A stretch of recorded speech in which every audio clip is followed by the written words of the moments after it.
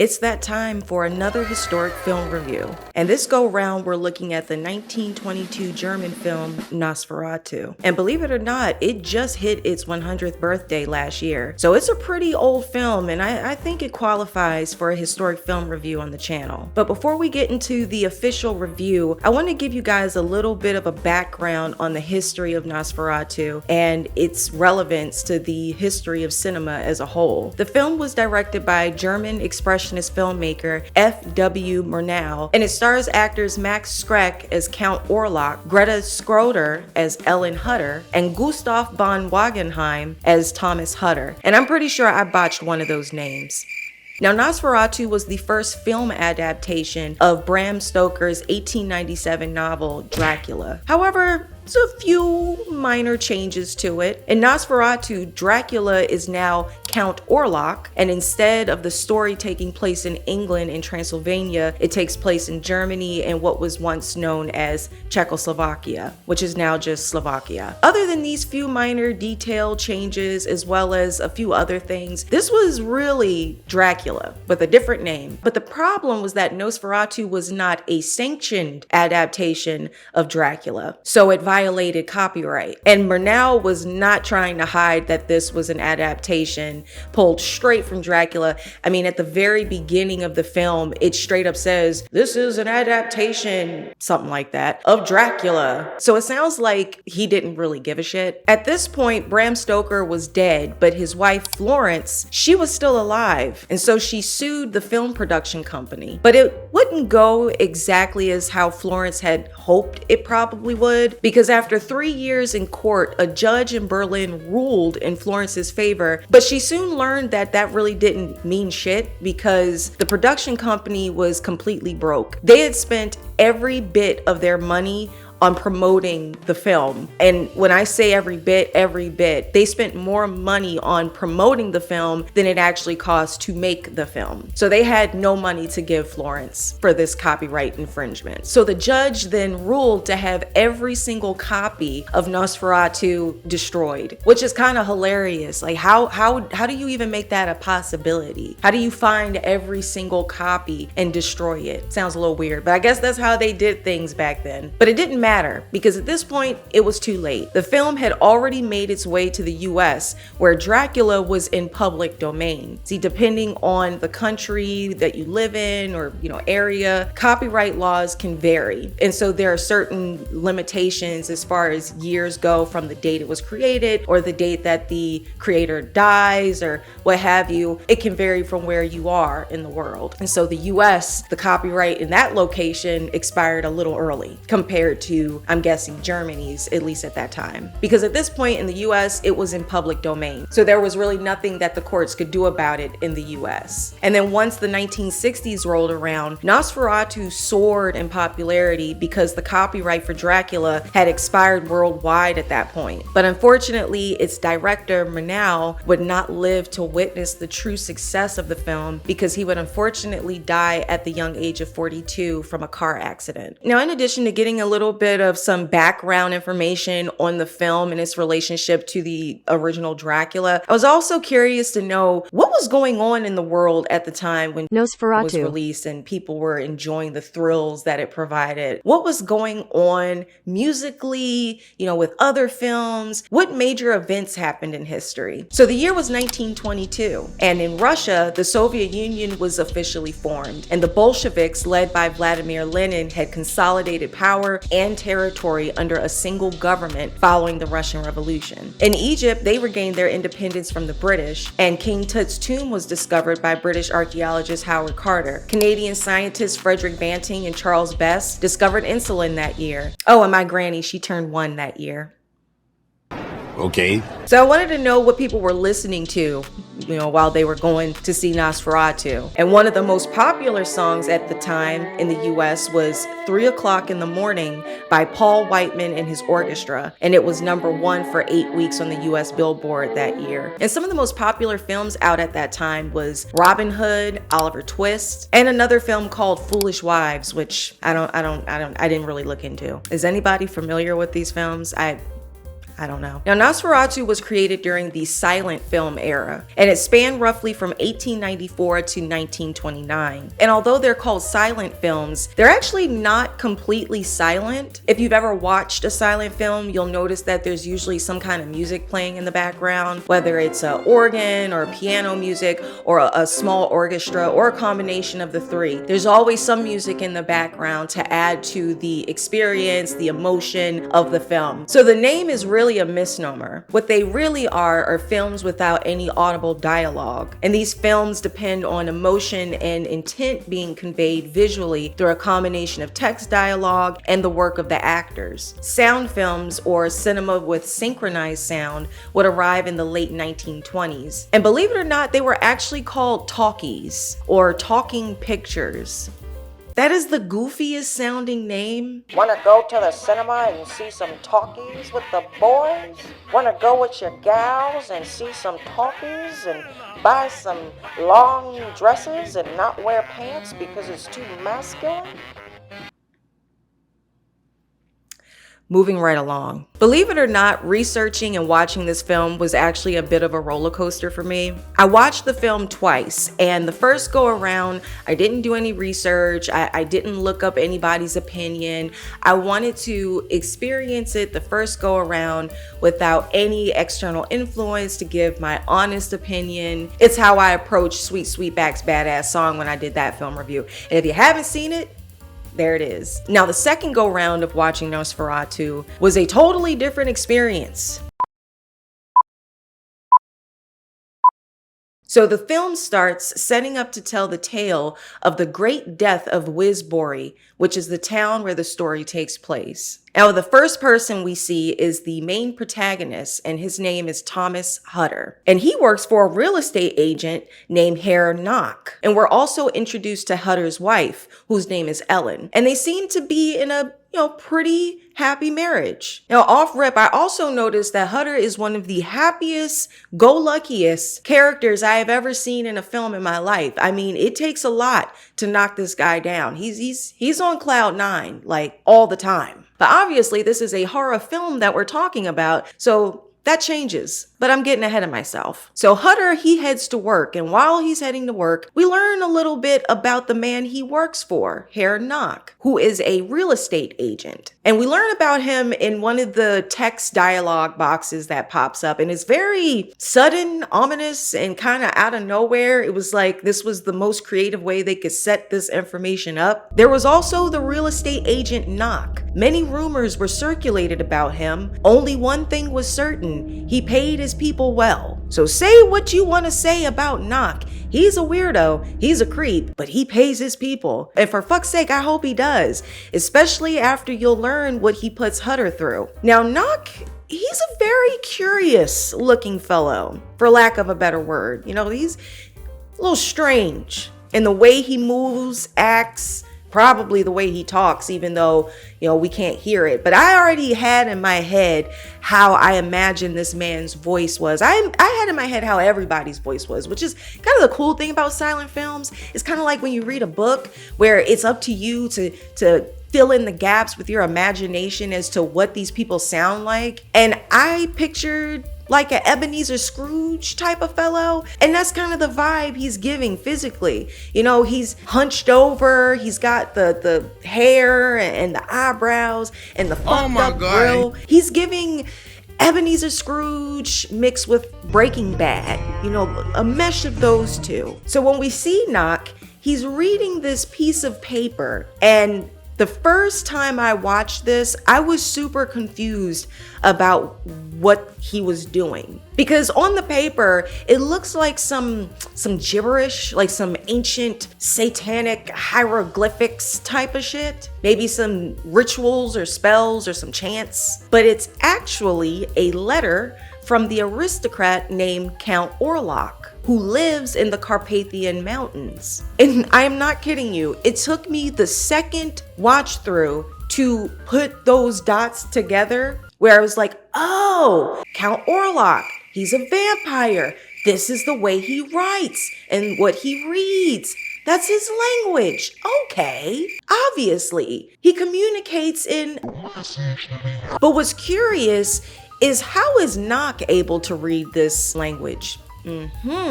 So what does the letter say? So in the letter, he expresses to Nock that he's interested in purchasing a property in the town of Wisbury. And unfortunately for Hutter and his wife Ellen, the property that Count Orlok is interested in is right over yonder. It is right across the street. And oh my God, when they panned over to the property to let us know what the Count was interested in, or at least what Nock wanted to sell him, it is the most dilapidated building ever. So Nock tells his employee Hutter all of this information.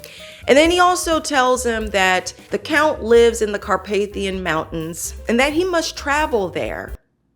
This I did not get. I didn't understand why Hutter needed to travel to the Count, because the Count is purchasing property there. So why is it necessary for this man to chase the bag this hard? And Nock tries to entice Hutter to take this job by telling him, you know, you can make a lot of dough from this job. But at the same time, within the same breath, he warns him that this is going to be a very difficult journey. But Hutter, he takes the job. No problem. Let's do it. Nock tells him, but you gotta leave like immediately, like right now. You needed to leave yesterday, actually. Hutter's like, no problem. Let me get my shit, kiss the missus goodbye, and I'm off to the Carpathian Mountains. And the whole time Nock is telling Hutter this is a treacherous journey to chase a bag to some weirdo who writes in, no problem. And Nock is just so thrilled to see Hutter's reaction and how quickly he took on the job. And honestly, he looks super mischievous and sneaky. It should have been a red flag to Hutter. So Hutter goes back home, he packs his shit immediately, tells his wife what's going on, where he's going. His poor wife.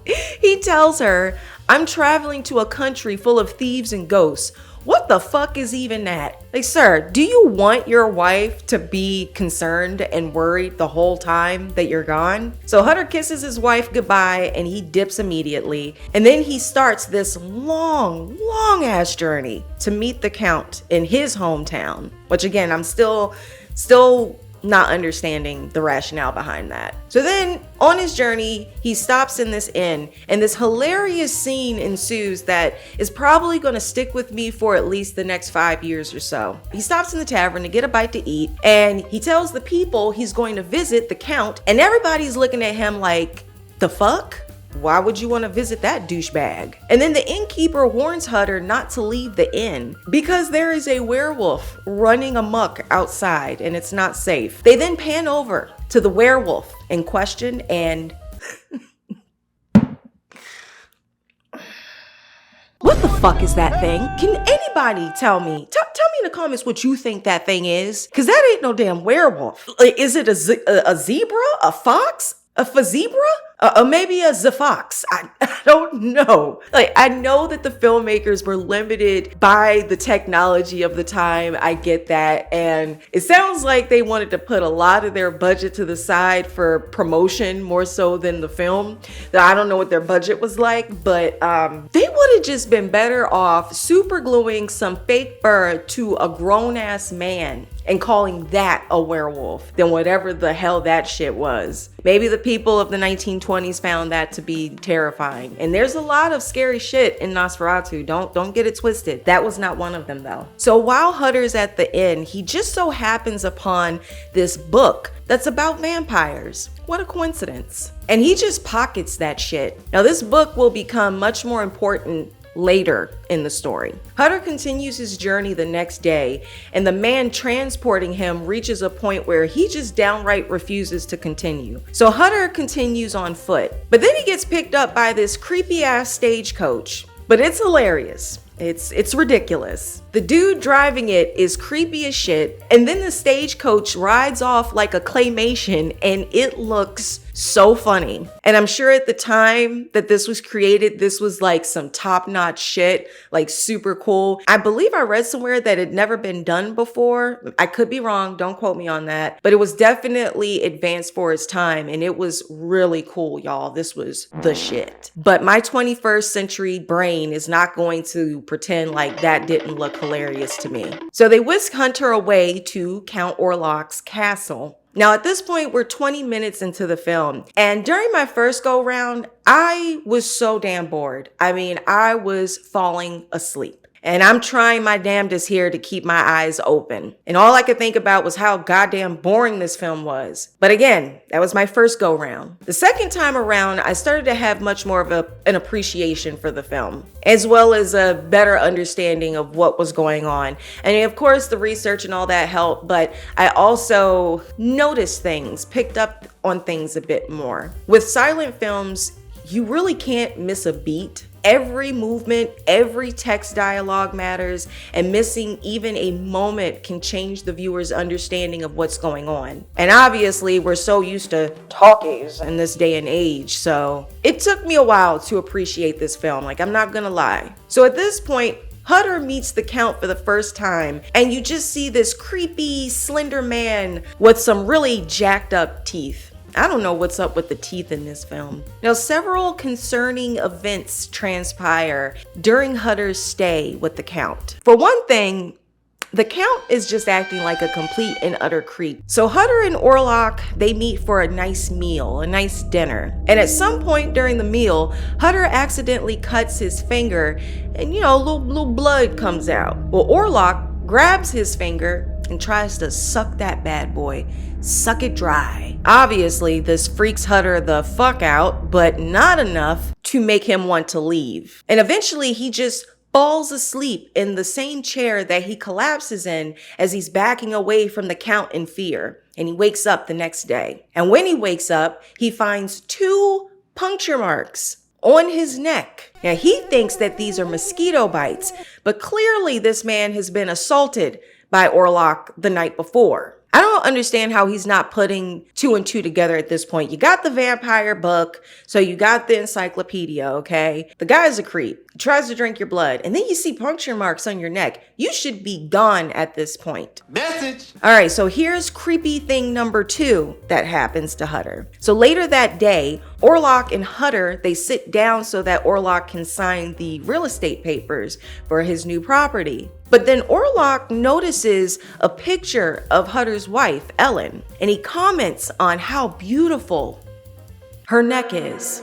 This unsurprisingly freaks Hutter out. I mean, thank God, right? And this is when he starts to think about that vampire book that he found at the inn, or rather that he stole. I didn't see people handing out free vampire knowledge books, so I'm assuming he just lifted it off of somebody. But finally, it is at this point that our protagonist is connecting the dots with the Count and vampirism. Now, while Hutter is dealing with Orlok being a complete creep, the film pans over to his wife Ellen back home, and Ellen is having visions in her dreams of the Count preying on Hutter, and she's actively witnessing Orlok just creeping on him. The next day, Hutter decides it's a good idea to explore this castle, and he finds Orlok's crypt. So this has been an issue for white people in horror movies since the very beginning.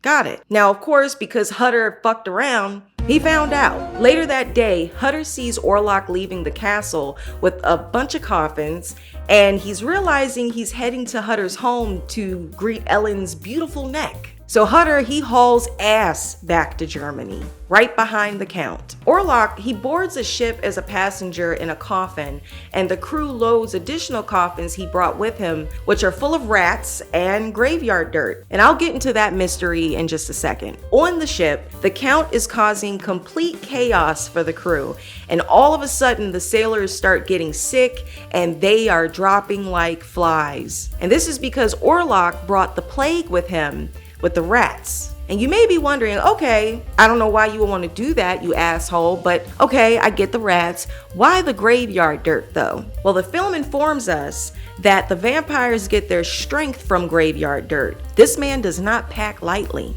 Meanwhile, we learn that Hutter's boss, Nock, considers Orlok to be his master, and he has this connection with him. And he knows that Orlok is on his way to town, and he is ecstatic. He cannot wait, okay? He is simping over Count Orlok. This was one of the many scenes, where I was completely confused during the first watch through. I didn't understand why Nock was all of a sudden freaking out and all happy about Orlok coming. I didn't get it. This is an example of how much you really need to pay attention with silent films and connect the dots. And unfortunately, your girl was falling asleep. Yeah, that was my bad. So let's rewind a little bit, just a little bit. At the beginning of the film, when we see Nock reading that letter from Orlok, and it's written in those satanic hieroglyphics, this is the clue that tells the viewer that Nock has some kind of relationship with Orlok. Why else would he be able to read that satanic shit? We also see Orlok reading this same weird language in a later scene. My dumbass just thought that maybe this was the language of all the people. But in retrospect, I feel a little dumb for not putting that together. So yeah, Nock is Orlok's mans. I never claimed to be smart, y'all. So the crew that is sailing with Orlok on the ship, they start getting sick and they're dropping like flies. And once the ship is down to just 2 men, one of the sailors decides to go downstairs and open up the coffins. And then one of the most memorable scenes happens in this film. Count Orlok rises up as stiff as a board and just stares at the crew member like the creep he is. And this scene must have been terrifying back in its heyday. I read somewhere that it's comparable to the way audiences reacted to Linda Blair's head-turning scene in The Exorcist, which is a masterpiece, okay? If you haven't noticed already, I am a huge horror movie fan, which is one of the reasons why I wanted to do this review, because I felt like it was a crime that a horror movie connoisseur as myself has never watched this. And this scene has been depicted many times since the release of Nosferatu with many other films. By the time the Count arrives in Wisbury, the entire crew is dead, and Orlok, he just gets off the ship carrying his coffin full of dirt and he heads to his new property like nothing happened. He has not a care in the world, and he is super excited to check out his brand new dilapidated home. Hutter also makes it back home to his wife, and the plague Orlok brought with him is just spreading like wildfire in the village. And the people are also dropping like flies, just like the men did on the ship. And the only people in town who know about Orlok's connection to this plague is Ellen, Hutter, Nock, and Orlok. So remember that book that Hutter found in the inn about vampires?